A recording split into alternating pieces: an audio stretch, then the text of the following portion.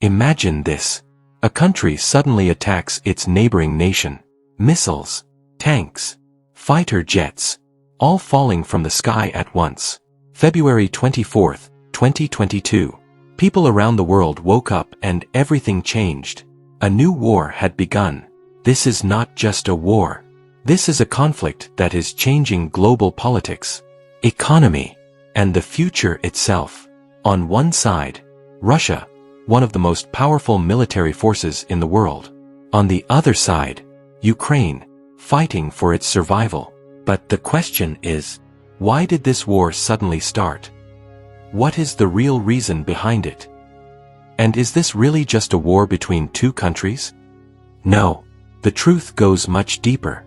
This story did not begin in 2022. It began many years ago, when Ukraine and Russia were once part of the same land, a single empire, the Soviet Union.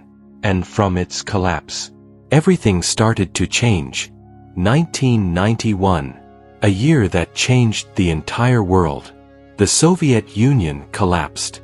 A superpower split into 15 countries. One of them was Ukraine, a newly independent nation, but extremely important. Rich land, strong industry, and nuclear weapons. Yes, Ukraine once held the third largest nuclear arsenal in the world. Then came a major decision. In 1994, Ukraine gave up its nuclear weapons. In exchange, Russia, the United States, and the United Kingdom promised security. They promised to protect Ukraine. This agreement is known as the Budapest Memorandum. But was that promise really kept? Years passed. Tension slowly began to grow between Russia and Ukraine. Ukraine started moving closer to the West, the European Union, NATO, and this created fear in Russia, because NATO is not just friendship, it is military power. And if Ukraine joins NATO, enemy forces would stand directly at Russia's border, a red line for Russia. But Ukraine had its own dream, a future with the West, and this tension was only the beginning. 2014, a powerful wave of protests began in Ukraine. People filled the streets, anger, hope, and chaos everywhere. The government had rejected a deal with the European Union and moved closer to Russia. This movement became known as Euromaidan. Day after day, protests grew stronger, clashes broke out, and finally, the president left the country. A new government came in, but Russia saw this as something different. They called it a political coup. And then, something shocking happened. Russia moved into Crimea, a strategic region, home to a major naval base. Troops entered quickly. A referendum was held, and Crimea was declared part of Russia. But most of the world rejected it. They called it illegal annexation. Tension exploded, and another conflict began in eastern Ukraine, Donbass region. Rebels rose against the government, and the world slowly started to realize this was not just politics anymore. Something much bigger was coming. February 24, 2022. Morning turned into shock. Explosions echoed across Ukraine. Missiles struck cities, air bases, military sites. Russia called it a special military operation. But the world saw something else. A full-scale invasion. Attacks came from three directions: north, east, and south. The goal was fast control, especially Kyiv, the capital. Many believed Ukraine would fall in days, but reality shocked everyone. Ukraine fought back. Not just soldiers. Ordinary people joined the defense. Cities turned into battlefields. Bridges destroyed. Roads blocked. A nation under fire, refusing to fall. Kyiv became the main target. If Kyiv falls, the war ends. Russian forces moved in. A massive convoy stretched for miles. Tanks, vehicles, endless lines. The world watched in silence.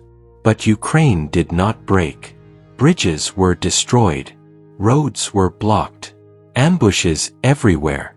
Drones struck targets. The convoy slowed, then stopped.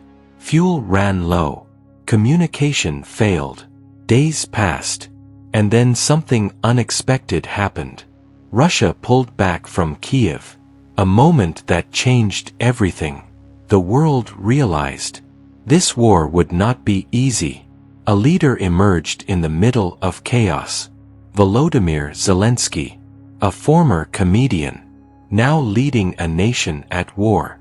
Many expected him to flee, but he stayed in Kyiv and said, "I need ammunition, not a ride."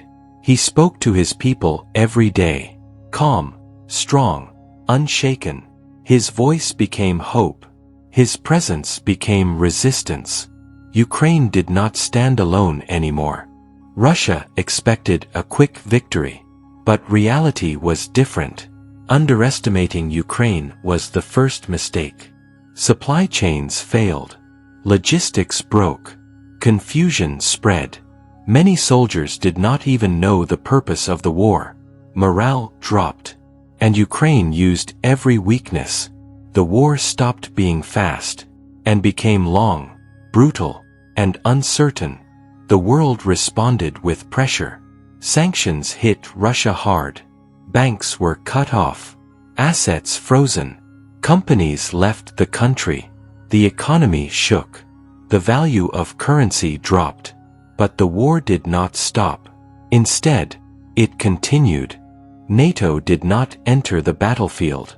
But support came in many forms. Weapons, training, intelligence. Billions of dollars flowed into Ukraine. This was no longer just a regional conflict. It became a global power struggle. War is not only soldiers and strategy. It is civilians who suffer the most.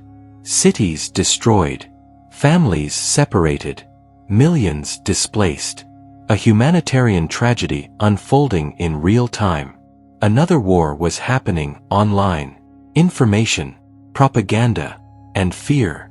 Truth became harder to find. Every side told its own story, and the world struggled to understand what was real. The global economy felt the shock. Food prices rose. Fuel prices increased.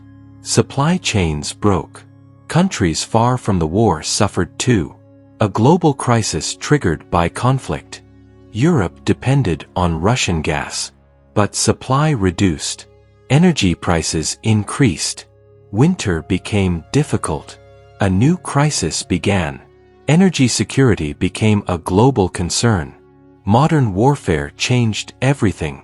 Drones, satellites, artificial intelligence. Small machines destroying massive targets.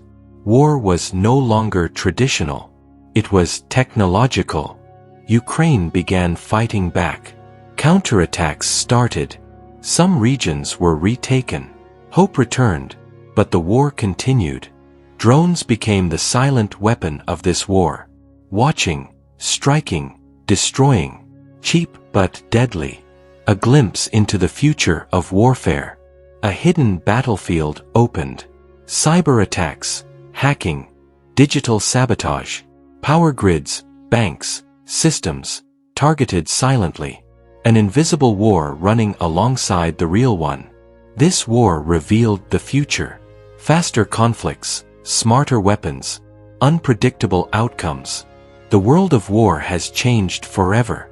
The question remains, who is winning? The truth is simple. No one is truly winning. Both sides are suffering, and the war continues. This war is not just between two countries. It has changed the entire world. Politics, economy, security, everything transformed. And the biggest question remains, when will it end? And if it ends, will the world ever be the same again? Probably not.